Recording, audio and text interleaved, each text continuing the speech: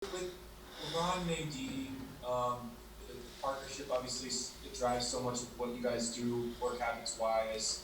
What have you seen just manifest in practices or maybe even in the preseason games? How that partnership has evolved now that they've won a championship together? It's I would say it's more of the same where we were at last year. They had a great partnership last year on and off the court. There's a great vibe between the two of them that carries over to the rest of the group.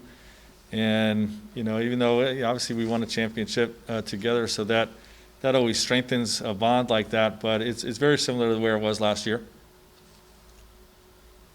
Yeah. Um, who was everybody available today? Who was in? Who was out? Practice wise. Yes, everybody was full participants. Have you made any decisions about starting lineup set at this point?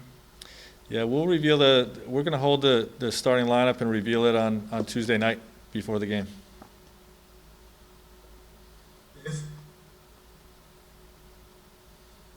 Frank LeBron said on a recent podcast appearance that when he was watching that Clippers Denver series unfold, like he couldn't believe it. He thought the Clippers had it in the bag. I'm curious if you guys have the Clippers coming up on opening night.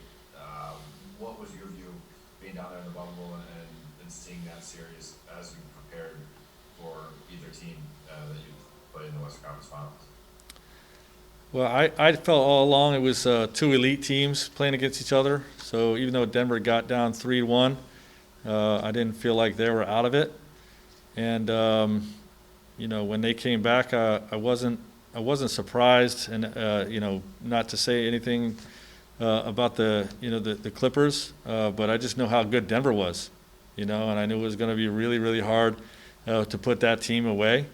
And I would not have been surprised if the Clippers did, because they were every bit as good. But just two great teams slugging it out. Jordan Richard. Hey, Frank. Jordan, how you doing? Sorry, I cut you off, Jordan. You can go ahead and unmute yourself. Hey, Frank. Good seeing you, man. Good to see you too. Can you talk about Marc Gasol's passing ability and just how it helps this offense? There's a lot of times I've watched in the film session just, Marc will catch it at the top of the three-point circle or as a trail big, and you'll run like a down screen for AD, or they'll have like a backdoor cut from Dennis Schroeder.